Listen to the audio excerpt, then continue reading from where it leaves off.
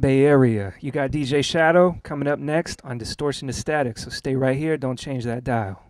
Yeah, man. So, I mean, we're here with all of the 30 Sick With It folks, but you're most known for a lot of the stuff you've done with Quantum, you've done since introducing and all that. Go ahead and give them a brief rundown of what you've done. First record came out in 1991 called Lesson 4. After that, man, just little remixes. Did some production for that dude Paris, Paris Bay Area rapper. And started my solo career, started a label called Soul Sides. Was DJing a Cameo for a minute in the early 90s. What else? My first album came out in 1996 called Introducing. And I'm working on another album now. It's going to be big. Cool. So, I mean, Soul Sides, Quantum, it's not really seen in this crowd. And now you're producing for people like Kick the Sneak and everything. So tell me how, you as an artist, you're a pretty well-rounded artist. You're working with all different types of artists. What do you think about, because, the Bay there's a big separation between the two. What are your thoughts on that, first of all? Well, my thoughts are that good music is good music, and it should be supported wherever it's at. And I feel like what's coming out of the Bay is good music and is like the best music coming out of the whole nation right now. I mean, everybody's looking at Houston, and then they're like, okay, what's next? Obviously, it's right here. And it's like, everybody has to support what's going to happen and what's going to help the whole community make it. You know what I mean? It's been a long time since the Bay had that shine. It's on the Bay. Everybody's got to do their piece to help the whole movement just blow up and blossom like a mushroom. Definitely. So just go ahead and let them know what your part is and what you're doing for that movement. Trying to if I make a slapper, I got to get somebody local who knows how to write a slap. I can't get somebody from New York. You know what I mean? It's like, so if I make a New York kind of beat, I probably won't get someone from here. I get somebody who knows how to write a New York beat. So when I sit down to make music, whatever comes out, it's like, okay, this is some Bay shit. So who do you get? You get the best. You get Keek and Turf. Make another slapper. Who do you get? You get 40 Water. You get somebody like that knows how to ride those slaps. And so it just all depends on what comes out of my, what comes out of the computer when I sit down to make some music. So I'm like, I'll do a track for Gift of Gab, which is like, that's a whole other type of, people consider that almost a different genre.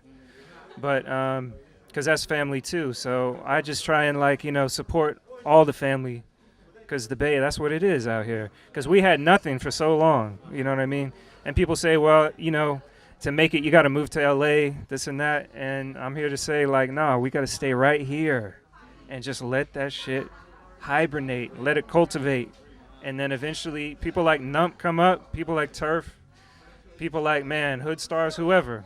And it's like, that's great. And thanks to the radio support that we're finally getting, that's what's all helping. It just feeds into itself. Like, imagine New York rap if there was no Mr. Magic, if there was no Red Alert. Because that's why people make records. It's like, I want to be on the radio. And that's the same sort of thing. I was driving, my studio was in the Mission in the city, and I'd be driving to and from the work and just being like, man, I want to make some slaps. You know what I mean? Because I'm hearing it, and it's like, oh, damn, this is what's going on. So, and then just, took a lot of trial and error because people like Rick Rock, way up here. You know what I mean? Rick Rock is way up here. So if I can get here, I'm good.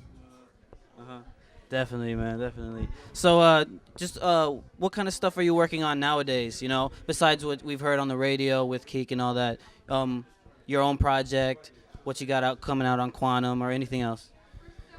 Just working on this album. I have to finish at the end of March, but of course, Keek and Turf are on there. David Banner's on there.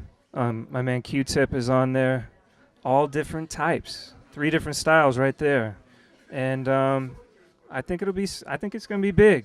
I think it's gonna be like some stuff that makes people go, oh, see, I thought he was over here in this box. But see, I can't be constrained like that. In the same way, you don't want to be constrained like, oh, he must listen to this or that, or it's like, I've never been like that. You know what I mean? Like, I started out making beats for Paris. And, chilling out at the Wake Up Show and all that kind of stuff. And then, my career just took me over here for a minute. But even when I was over there, it's like, okay, I listen to this and this and this. But I'll never turn my back on any type of music I like. Whether it be rock, soul, hip hop, whatever. To me, it's like it's all part of the same knit. It's all part of the same quilt.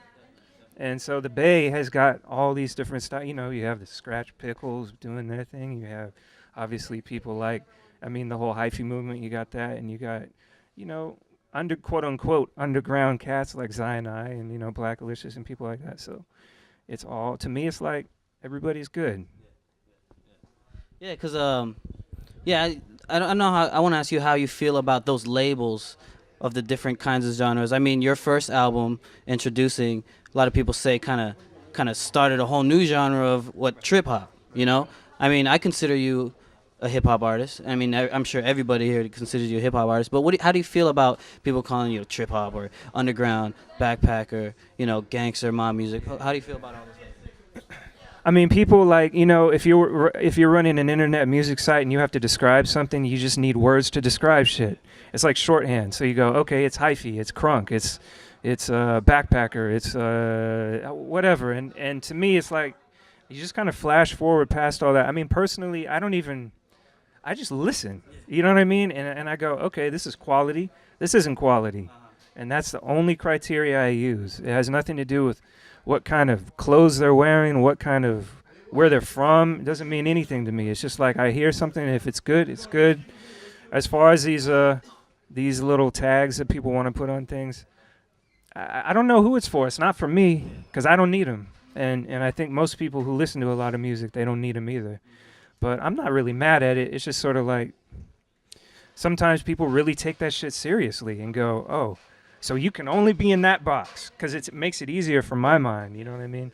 But as y'all know, people, I'm 33 years old now, you know what I mean? That means I've been listening to rap music for 24 years.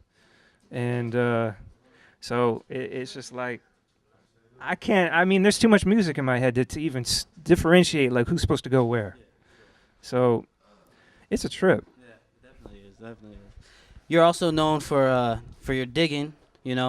I saw a documentary where they followed you. I think it was Scratch. Yeah, where they followed you around digging. So, I mean, you want to talk a little bit about that? How much do you have in your collection? I'm sure you could talk a lot about that aspect. To me, it's just part of my life. You know what I mean? It's not even about what not too many people use samples anymore. So, like, why are you still looking for records? It's part of who I am. You know what I mean? It's a part of what makes me who I am. I mean, digging, I'm going on a trip in 2 days. You know what I mean? For a week. I'm supposed to be working on my album. I got to take a little detour. And why? Because that feeds into the music that I make. And it feeds into, it's not just about like, oh, I found this breakbeat or something like that. To me, it's culturally like it's taking me places I wouldn't ordinarily be that Memphis or Mississippi or wherever else. And then I can look around and blend in with different types of people and see what's going on. In fact, I mean, I did a big trip in 2003, and just being in the South and hearing the stuff coming out of cars, and then I came back to the Bay, all of a sudden I hear it on the radio, and I was like, man, okay, it's just sort of interesting to see what people are seeing and what people are feeling and what they're bumping and what their whole vibe is. I mean, last year I was in Virginia, and their radio is just like the Bay, where it's like, if you're not from there, you'd be like, who is it? Like, there's 12 songs in a row. I don't know who any of these people are. But that's cool, and then it shows you that Virginia's got their own little thing going. And soon you'll be, maybe after the Bay, because it's got to be the Bay next. And then after the Bay, might be Virginia, because you see they're giving shine to their own artists. Doesn't matter big or small. It's like, if it's good, it's good. Doesn't matter. And that's the thing that I like as well about what you hear on the radio is you'll hear a Talib Kweli song next to the Team or next to whoever. And it's like, why? Because it makes sense. And it's always made sense. It's just that sometimes people who are in control of that format or in control of exposing this music don't understand that.